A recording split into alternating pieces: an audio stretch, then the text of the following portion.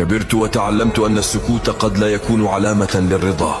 كبرت ورأيت أن فاقد الشيء قد يعطيه بسخاء. كبرت وأدركت أن الكتاب لا يتضح من عنوانه، وأن القوة لا تعني الصلابة، والطيبة لا تعني الغباء، وأن رضا الناس ليست غاية أصلا، وأن اليد الواحدة تصفق وليس كل من سار على الدرب وصل، وأن لا أكون تابعا لأحد، وأن أشق طريقا ثالثا إذا خيرت بين طرفين لا أرغبهما. فاسمع واستوعب ما سأقول. لا تتكلم مع أحد لا يريد سماعك، ولا تهتم بأحد لا يهتم بك. لا تشتاق لأحد قام بنسيانك، ولا تبكي على أحد باع عشرتك ومضى كأن شيئا لم يكن. قلبك خلق ليدق، ووجهك خلق ليبتسم.